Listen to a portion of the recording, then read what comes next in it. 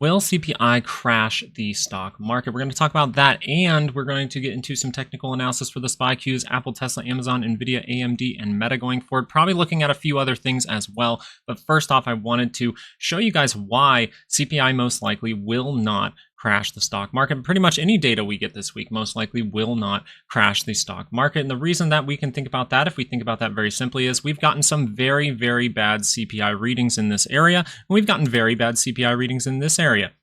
But where is the stock market? It is higher. So the fact that CPI actually has not caused any kind of stock market crash means we are not paying attention to the right thing. And I think it would be very, very good for you guys to start paying attention to the correct thing if you're thinking about a stock market crash. So what would that thing be? We're going to get into that first and then get into that technical analysis. So let's get started.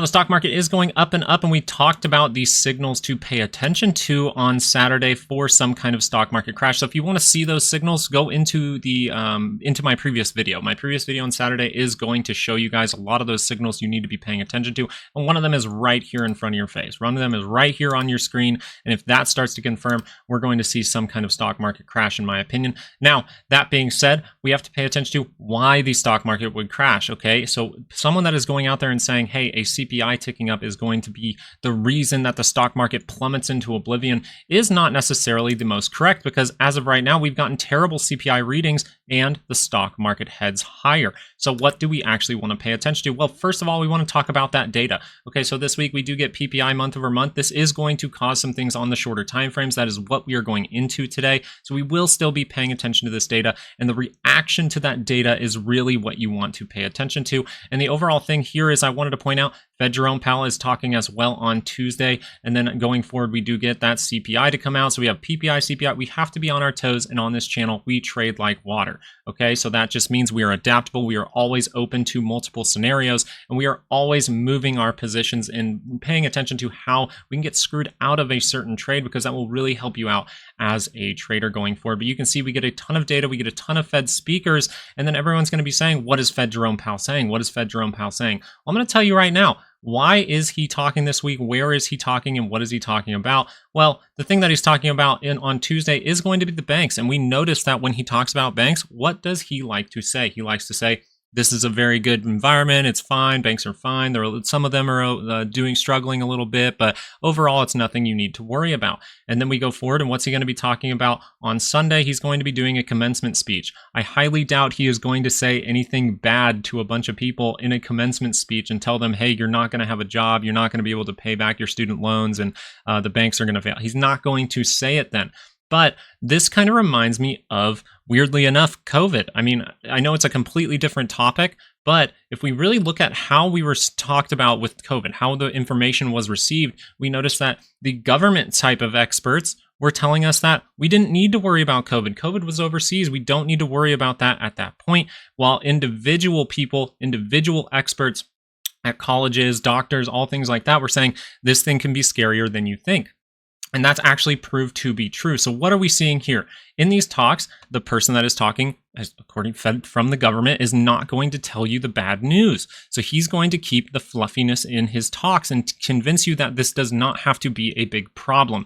While we're seeing across the board, what are we seeing? Well, we have the most bank failures since 2007. We have the most failures since 2008. Okay, we have a bunch of bank failures in 2023, and we even have a bank failure April 26, 2024, where the stock market headed higher over the next couple of weeks. So we have to pay attention as of right now. This is the overall reason that the stock market could crash. But as of right now, what do we see the individual people are saying? Well, an FAU expert, almost 300 banks are at risk of failure here. And if you go into this article, I highly encourage you to read it. There's some good stuff. If you just research into the banks and which ones are struggling, small banks are starting to struggle. We're seeing bank failures as the stock market heads higher, and that is a very, very scary thing. The overall thing we can take away from the fact that banks are failing, and that could really start to escalate, is what happens from those banks failing. So I wanted to just show you guys real quick these markings, okay? Pay attention to April 2000, and then we have right over here, we have May 2007, and we noticed that shortly after that, we experienced some dramatic crashes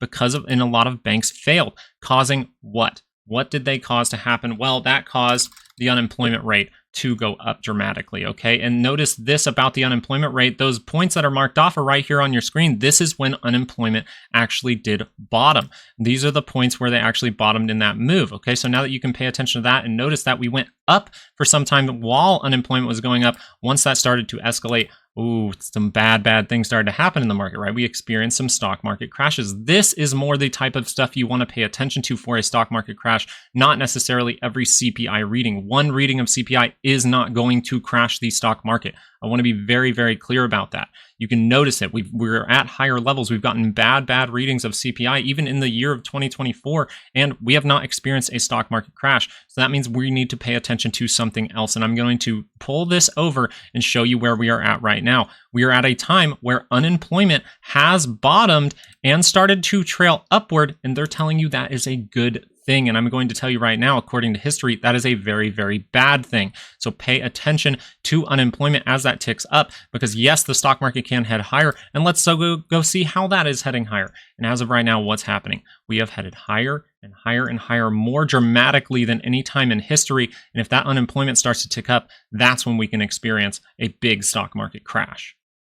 Now that we know the things that we're actually supposed to pay attention to, that doesn't mean we can't trade in this market. The party can continue, so we have to pay attention to a lot of things. And the first thing I just wanted to point out on the charts down here, let's keep it very simple. Are we in a positive trend as of right now for the SPY? Well, the SPY is above the center line on the MACD, and we're above the center line on the RSI. So you would have to say, yes, this is still a bullish move, and we are riding that 5-day moving average up. As we did cross, we called the short squeeze, we called everything like that, and we noticed that this is crossing, which means we have a 90% chance to test the top Bollinger. And what are we doing? We're testing top Bollinger. We react back down to the 5 to ride that 5-day moving average right back up. We're just riding that up, and that can continue. So I want you to be very aware of that. And now that you know, hey, CPI and PPI, they're most likely not going to crash the stock market, I need to be paying closer attention to actual bank failures or something that causes unemployment to go up dramatically, because as of right now, unemployment has bottomed and the SPY can head higher after that, according to history.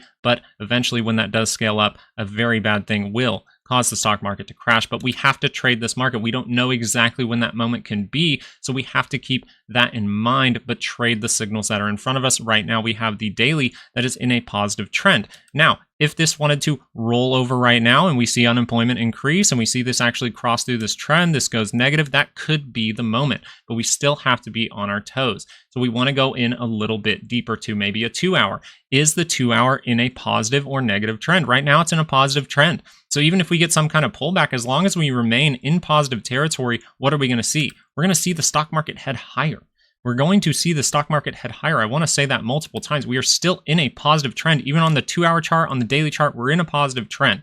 So this is something I want to pay attention to. Now, you can argue for yourself, this needs some kind of pullback. That makes total sense. And we have crossed over, so that momentum might be shifting down a little bit. But as long as that curls back up into positive territory, the craziness will continue. The buying will continue. And this is actually an area where we could do something and cause something very big to the upside. This is where you would want to complete some kind of cup to head higher, some kind of cup and handle to head higher. I want to be very clear about that on the 2-hour. Whenever this reverses down, well, if that just curls back up and goes positive, what do?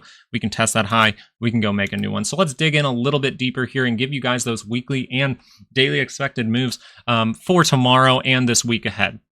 Okay, so as we look into a 30-minute, the first thing we want to point out, where are we?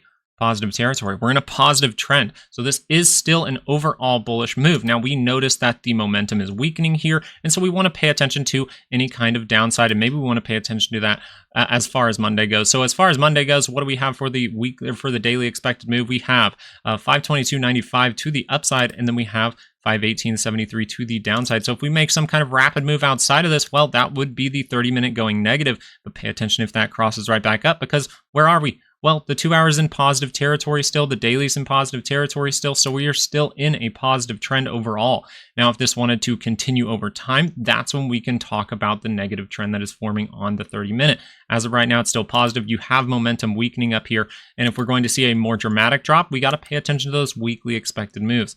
The upside for that is going to be 528.69 to the upside, and we have 512.99 to the downside here. So these are the two levels, the multiple levels that you want to pay attention to. Remember, this is what the options market has priced in for this week. Some volatility priced in for sure, but that's what the options market has priced in. If you get outside of that zone, you have a 68% chance to land in this zone. I want to be very clear that if you do this at the beginning of the week, it's a good shot to get that 68% bounce back up. But if we do this towards the end of the week, then you can land outside of these zones. That's exactly what happened in the SPY and Meta and things like that last week. In a short squeeze, you do like to have one of those 32% times, and we experienced one of those last week. So don't think that on Friday, because this comes out of the zone on Friday, oh, I take a 0 DTE and I'm going to make a bunch of money. No, you have to be more skillful than that. You got to gain the skills. You got to understand these indicators, and that's why we give you the tools on Patreon. That's why we give you these weekly ranges for every stock that we cover on this channel. And I just want you to be aware, if this does break down early on in the day, well, we could see that just curl right back up into positive territory, or maybe we actually head higher and see that craziness continue, and then we see that fade with some kind of triple divergence. Those are the things that we're going to be paying attention to on the SPY. Now, as of right now, this 30-minute divergence was able to roll over that 2-hour, which would tell me, hey, I am leaning towards that pullback. But if that happens very, very quickly, I'm going to be concerned, because this could just curl right back up into positive territory. And when you think of the stock market like this, when you think of the charts like this, it really makes you trade like water. It really makes you always thinking about your risk and managing your risk and saying, okay, if this curls up, I should not be taking any more downside, especially if that is curling up into positive territory.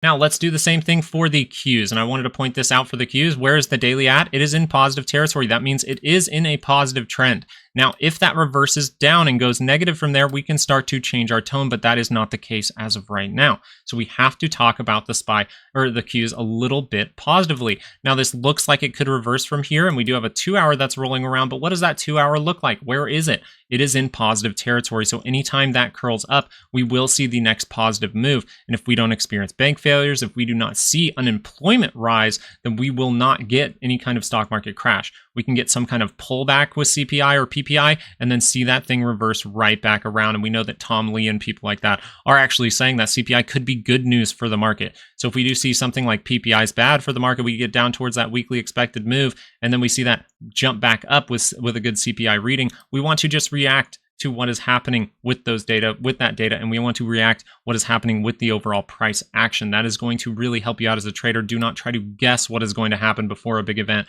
Pay attention to the signals. If we get a good CPI reading, the most likelihood is we are going to head higher and not get any kind of stock market crash at this moment. I want to be very clear. I'm still leaning towards some kind of top in May. I think we will form some kind of top in May, but maybe it is going to chop around, and I'm still going to change that over time because I'm trading like water.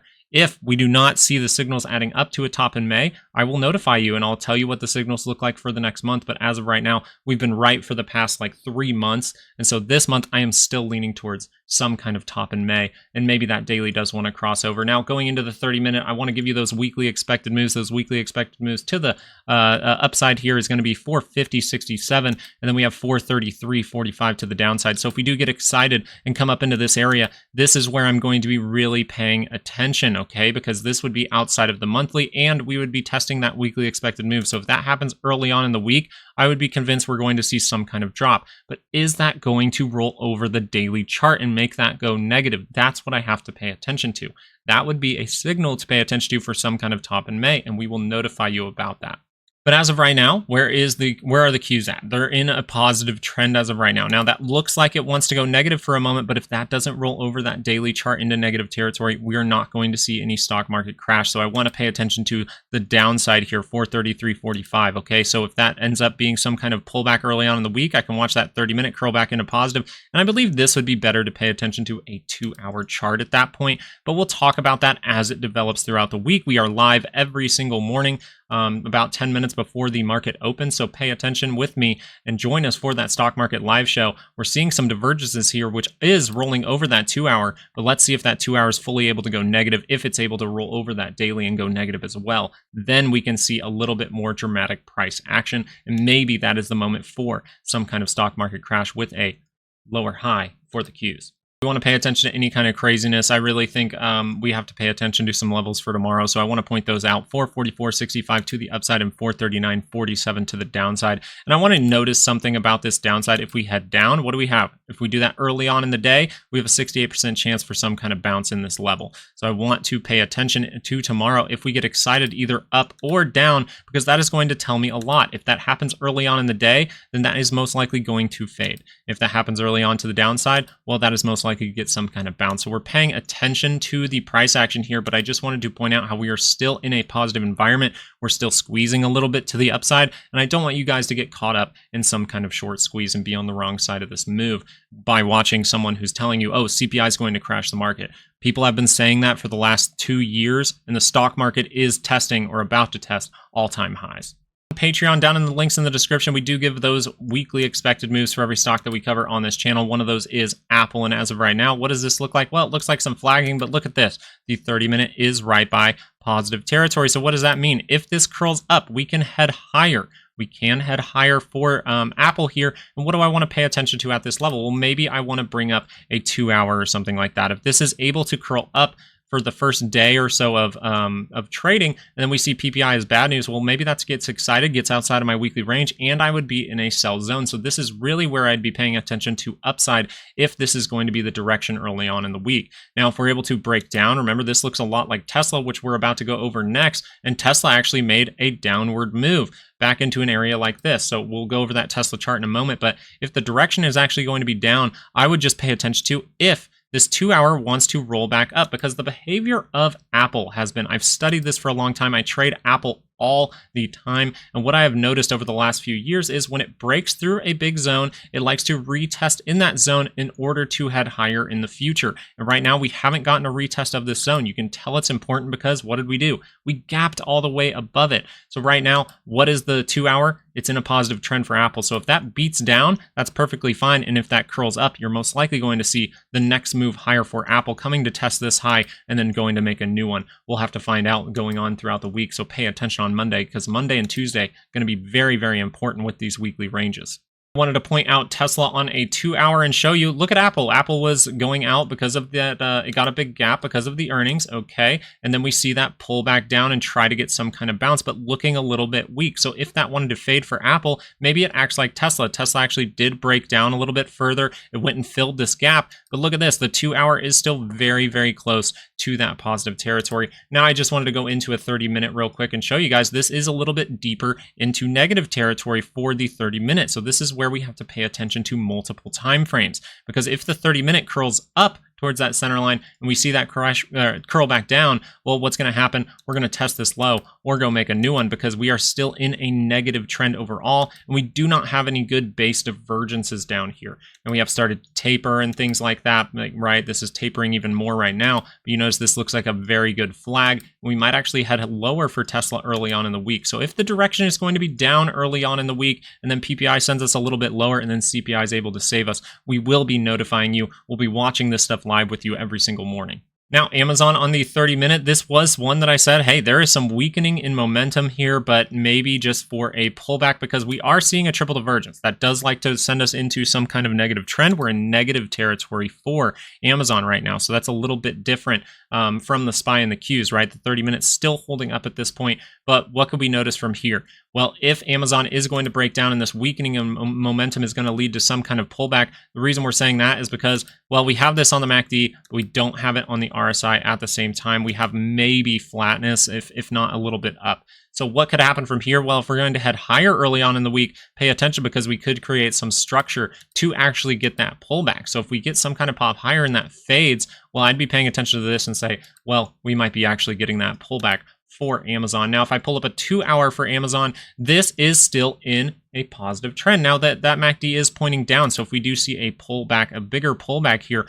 I just want to pay attention anytime that 2-hour is able to curl up into positive territory. That's going to tell me there is a positive move coming. If that confirmation is there, it's going to tell me a positive move coming. Now, Amazon is one that is convincing me we are starting to head towards some kind of top. Now, why would I say that? Well, because on the daily charts here, this is proving to be some big weakening in momentum. So we could have some kind of major top here.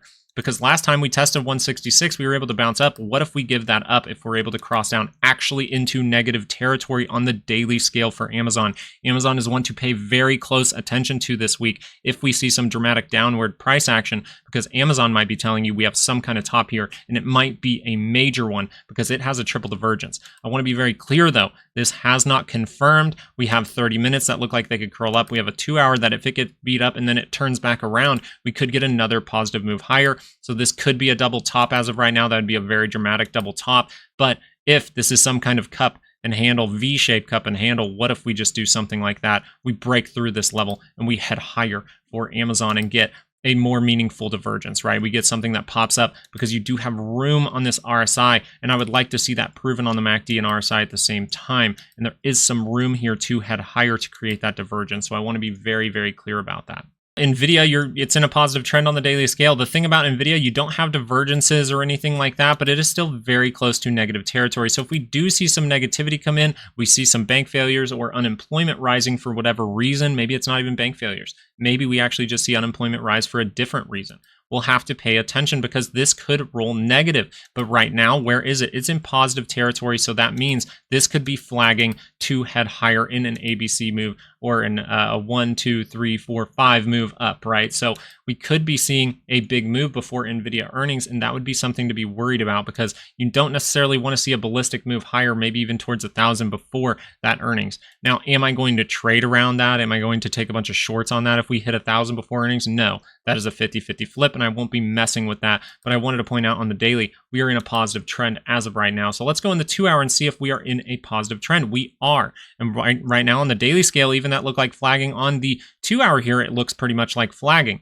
So what can happen from here? Well, the 2 hour did get towards that center line. And if that crosses up at any time, what are we going to see? We're going to see positivity. We just want to pay attention to, if that is brief, we want to pay attention to any kind of signal up here because 2 hour divergences like to roll down the daily charts, right? They like to roll over those daily MACDs, and maybe we do actually crash down into negative territory, and that's where we can start to lean towards some negative price action, some downward price action. But as of right now, still in positive territory. Looks like it wants to maybe curl up with some flagging here, so I need to pay attention to upside. Now, if we want to dig in a little bit deeper, and remember, we do give you the weekly ranges for this, what's happening as of the shorter time frames? Well, what if we actually curl back down into negative territory? As of right now, we have NVIDIA on the 30-minute. We're pretty much right at that center line, right? It's a little bit positive, so slight edge to the bulls there. But if this rolls down at any point, we could get some kind of downward price action, maybe towards this trend, and then we see some kind of 30-minute divergence. This would be great as a trader for a big move if that divergence confirms, and then we get a good reading from CPI. That would be a great, great move coming for NVIDIA,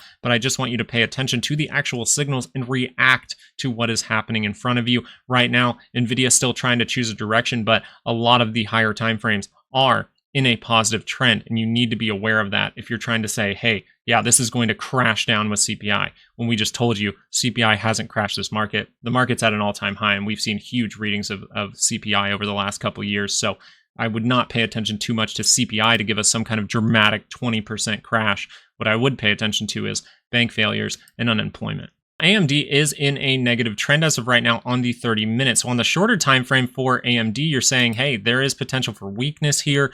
Maybe we want to go back into the zone. Maybe it wants to do something like Apple. It breaks out of this zone. We try to touch in it. We see a big move. Now we touch in it again. What if we're able to do something down here that causes some kind of price action up? So I want to see this. Is the 2 hour negative? And it is. It actually is a little bit negative here, but it's kind of like NVIDIA. It's sitting right at that center line looking like it wants to cross up into positive territory. So if we get some kind of touchdown into this zone, if this curls up at any time, well, we're probably going to test this high, and maybe we head all the way up towards 160.87, which is what I'm really leaning towards. But I'm still going to react based off of the signals. I'm not going to try to take a trade based on what I think is going to happen. I'm going to wait for it to be extremely clear and let the price action tell me which way it wants to go first, and then I'm going to react. So AMD on the 2 hour here looks like it could see an upward move if we cross up into positive territory on this MACD. Another thing to pay attention to on the daily scale, this is one that is still negative. So this is one that if you get some kind of pop, a bigger pop on the daily scale, what would we do? Well, we could get close to that center line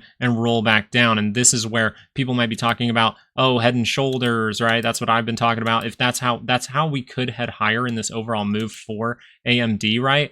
we can come up to this area up here. Okay, we make a move down like this, and then we see left head and a right shoulder. But as of right now, we have to pay attention to downside on the daily scale just because we are in negative territory. Now, we had a slight divergence already down here, so this is a decently strong base, and I assume we will head higher with it. It's around this area that we're really going to have to be on our toes and see if that's able to curl back up for AMD.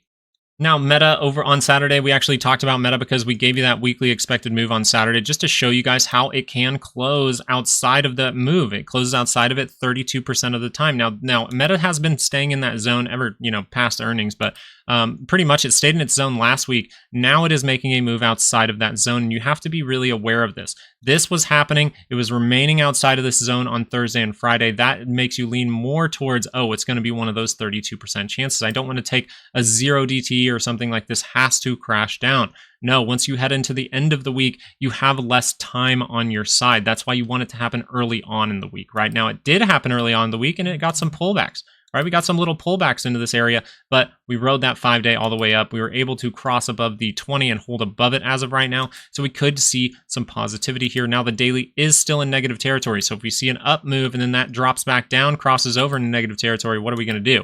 We're most likely going to see a drop. I would say this one a little bit higher up with the price action. So first look at that test of 453.08, and then maybe after we break through that, if we're able to, well, we can test the lows, maybe go make a new one for Meta going forward. But I want you to pay attention to how Meta has seen some extreme buying up. It could be some kind of ABC move, and I think this level of 453.08 might be very important early on in the week. So I'm going to be paying attention to my weekly expected moves, because if they look something like this, well, what can I do? I could probably look at a 2-hour. Look at the 2-hour. It's in positive territory. Yeah, it's not the furthest up. It's not looking like too high up, but it still has enough room for some kind of pullback, and it really needs one, I would say, at this point. We've been a little bit overbought for some time. Maybe we get that pullback early on in the week, and going into the rest of the week, we see that turn back up. So I'll be paying close attention to Meta going forward. If that happens quickly and then turns back up into positive territory, well, we could be seeing the next leg higher for Meta, and we're going to be on our toes and notifying you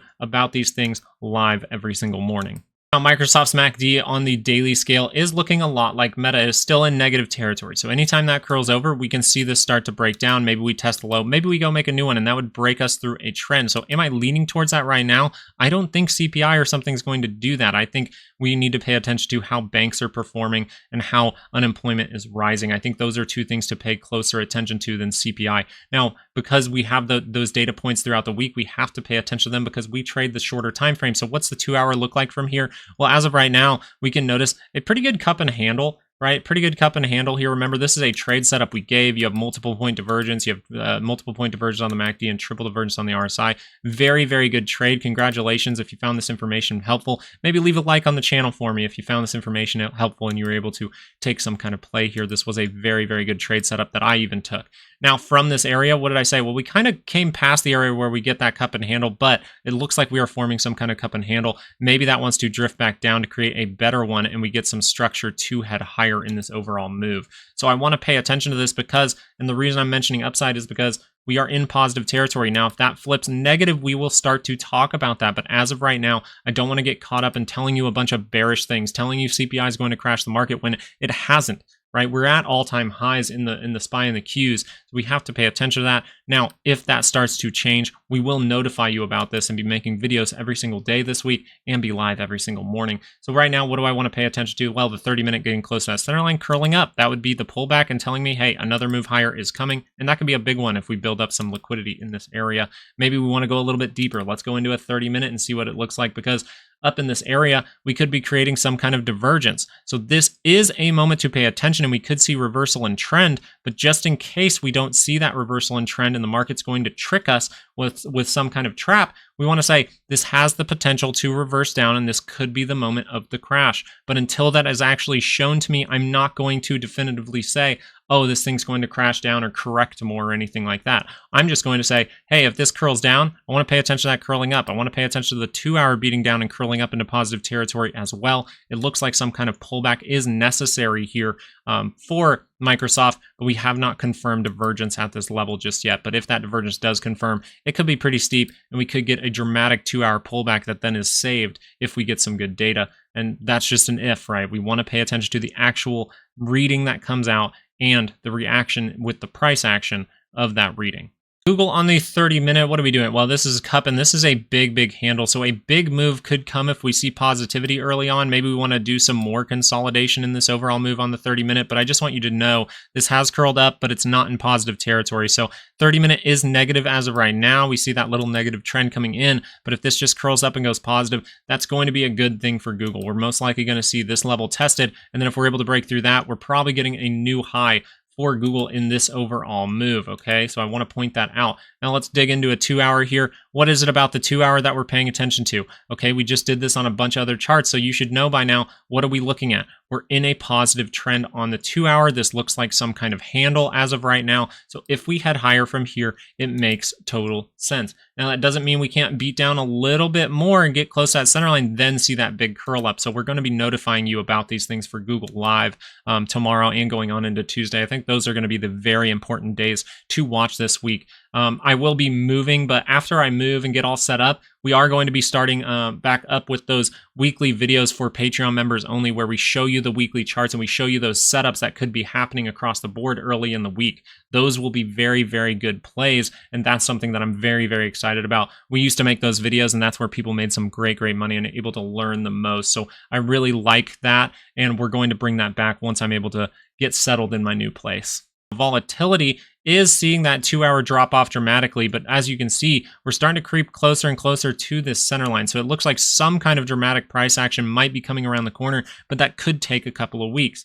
Now, why could that take a couple of weeks? Well, if I look at volatility on the daily scale, that thing is in negative territory. It's not even close to going positive yet. Remember when we said this was going to be some kind of squeeze, was right around this area, right? Right when we closed below the 200, we're like, the likelihood for a squeeze is very high. That's when we saw those signals for Microsoft and we took those plays. It was very good time. We're paying correct attention to these signals, and we have to continue to do so. And as of right now, volatility is still breaking down. The fear is getting sucked out of the market. More calls coming in, and I would really pay attention to 12.12. We said pay attention at 15. We got a little pop. We said pay attention to 13. We're dropping below that level. So now we most likely are heading towards that 12.12 area. And we really just want to see whenever volatility is able to curl back up into positive territory, that's most likely the moment where we can have a potential or higher potential for a stock market crash. Lastly, HYG, this is the high yield growth. So this is the smart money, right? The smart money is not buying into the move ever since pretty much, what was this? Ever since December, they have not been buying into this move. So you saw the pop up from October, right? We called the bottom in October, and okay, boom, we start to hold at higher levels, but that has moved sideways and down as of right now. So if we're going to see this start to head higher and catch up, well, we're going to maybe make some kind of head and shoulders in this area and see the craziness continue. As of right now, we have to pay attention to the fact that the SPY has headed to higher levels. That is technically the dumb money, right? And HYG not confirming that move. So this is a very big thing to pay attention to. It tells you that the market is overall sick right now, and the smart investors are not buying into this move. And so that is why we are very cautious of a bigger correction or some kind of stock market crash coming for some kind of major top in May. But we still have to follow the signals, know that the craziness can continue, especially when we're seeing like M2 start to tick up and go positive. They're starting to add money back into the system again. So don't think that this craziness cannot continue. Overall takeaway here is, yes, we could see some kind of major top in May, but I don't want us to be trying to find that until the signals actually tell us that that is very clear. I think that is a very good thing to do, and I know we're trading based on those shorter time frames, so if those things keep curling up and going positive, we're going to see more positivity in the overall market. If they start to go negative, we can change our tone, and that is perfectly fine, because trading like water is something that really has saved me a million times in this market, and it can save you too. If you want to learn about this stuff, look at that link in the description for the course, or join the Patreon if you need some extra tools. And we're going to be adding those weekly videos showing you the reactions and some setups around those weekly moves once I get settled in my new place. But just be careful out there, because even though we could see the craziness continue, it does not mean that the market is healthy, and it does not mean the economy is healthy. So we have to pay attention to any kind of reversal signals we are seeing and waiting for those to confirm and actually go negative. That can be the moment that we actually start talking about further downside in this market. Thank you guys so much for watching. You know, I really appreciate it. Thank you for smashing that like button. We'll get into the dollar and things like that tomorrow. This video just went a little bit long, and I want you guys to enjoy your Mother's Day. So thank you guys so much for joining me today. I really do appreciate it. You guys are fantastic, and I look forward to streaming this week because we are going to see some wild price action with all that data we get. All right, have fun. Happy Mother's Day to all the mothers out there. I really hope you guys have a great day, and I hope if you have a mother in your life, or you know me, I got one right behind me, and we're treating her to a good day today. We got her some new stuff, so we're gonna have a great day, and I hope you do too. Good luck trading this week. I'll see you tomorrow. Peace.